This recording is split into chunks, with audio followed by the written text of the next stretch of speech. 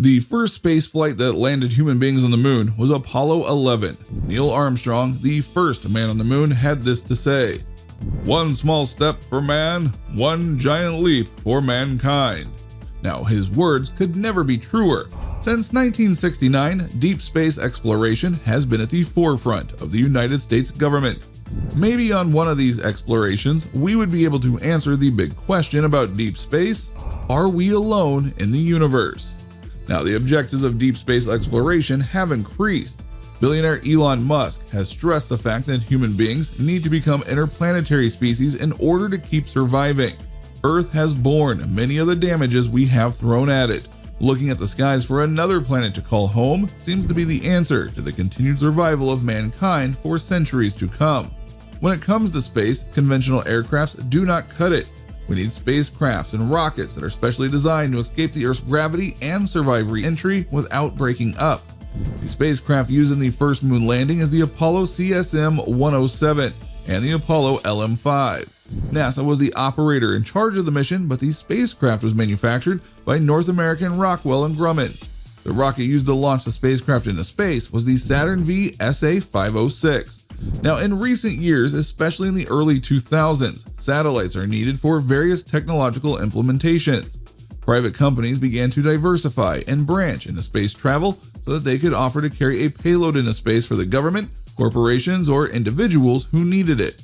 Rockets usually consist of up to 3 parts, and all these parts burn themselves up trying to launch the spacecraft and payload into the external atmosphere. Some of these parts are sometimes retrieved but cannot be reused. This resulted in a lot of expenses for each space flight. Elon Musk's company, SpaceX, is working on manufacturing rockets that can be reused and spacecraft that can be used like an aircraft in space. This cut down the cost of space travel by a significant amount. And with regard to this, we are going to be taking a look at the Starship, which is a creation of SpaceX. Sneak peek at the Starship. When talking about reusable rockets, the Starship is the pioneering prototype technology. Starship is only half of the spacecraft that is being designed to now take humans to the moon and back. The Starship might also be the vehicle that would be used for the exploration and colonization of Mars. The Starship would be sitting on a rocket known as Super Heavy. The Super Heavy can generate 17 million pounds of thrust. The entire Starship system is designed to be fully reusable and is still under development. Our focus is not on the Super Heavy booster, but rather on the Starship that is being designed to be capable of taking both passengers and cargo into space. The engine development for the Starship started in 2012, but test flights did not start until 2019. All of these tests were carried out at SpaceX's South Texas facility in the tiny village of Boca Chica. The Starship is special because it is a one-of-a-kind, a pioneering tech in space technology. Each flight taken by Starship is estimated to cost around $2 million. If you are a great fan of Star Trek, just imagine the Starship as the USS Enterprise. There are different prototypes of the Starship. We have SN8, SN9, SN10, and SN11.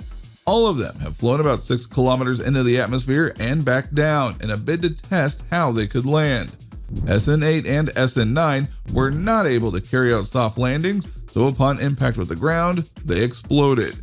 With the SN10, there were signs of progress as the Starship executed a soft landing, but some 8 minutes later, it exploded on the landing pad. The SN11 did not fare better upon its test flight because it also exploded. The data from the SN11 could not be retrieved because it flew in weather conditions with low visibility. It could not even be determined if it exploded on the ground or while it was still in the air because some feeds from the camera were cut out. All of this progress might seem like failures, but they point towards the fact that total reusable spacecraft is possible. After the failure of the SN11, Elon Musk is focused on bringing the SN15 to life, skipping the SN12, 13, and 14. The outer body of the Starship in the initial designs was supposed to be made up of carbon fiber, but in January of 2019, Musk announced that in place of carbon fiber, stainless steel will be used. Stainless steel is much easier to produce and it costs less than carbon fiber.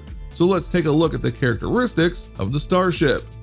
The Starship is designed to support life systems and maintain airline safety levels even in space. It is 50 meters tall and 90 meters wide. It weighs about 130 tons and is powered by 6 Raptor engines. These are methane-fueled rocket engines designed and manufactured by SpaceX.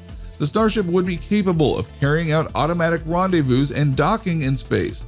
It can also perform on-orbit propellant transfers between other starships.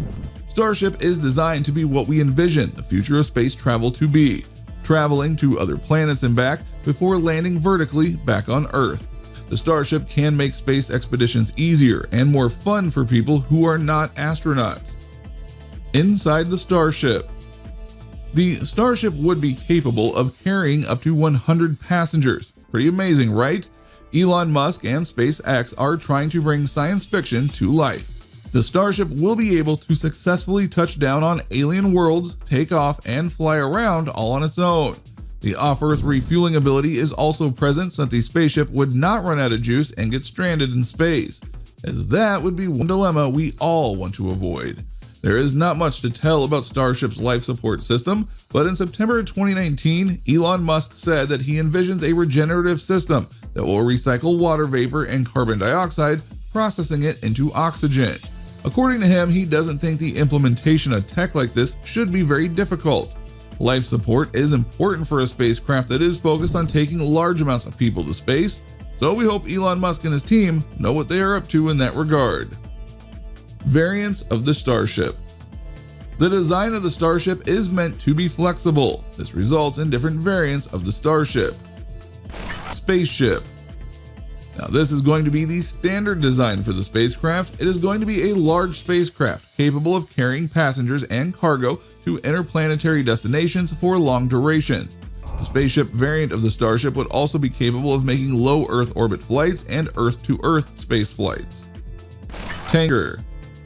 The Starship is capable of performing an on-orbit transfer of a propellant to other starships, so it is only normal that we have a tanker variant of the Starship. This would be a cargo-only propellant tanker that would be able to refill other starships. This can greatly help the launching of a heavy spacecraft to space. The possibility of refuel can also help use its tanks twice. But this tanker variant is scheduled to come later when interstellar travel with the Starship is well established. Satellite delivery spacecraft. There are a lot of satellites up there, each one serving different purposes. Satellite delivery to space is very profitable to private space exploration companies like SpaceX. The Starship can be outfitted to deliver or retrieve satellites from space to Earth and vice versa. In the March of 2020 User's Guide, a large cargo bay door that can open to facilitate space delivery or recovery was put on display. Lunar surface to orbit transport. This will be a variant of the Starship without air brakes or heat shielding capable of undergoing in-atmosphere operations. This variant will be equipped with a docking port on the nose, additional landing engines that will be installed at a higher point to help reduce dust clouds during landing. This variant will feature white paint instead of the stainless steel look that every other variant of the Starship sports. In conclusion, the development of the Starship is important to Elon Musk's plan to help humanity colonize Mars.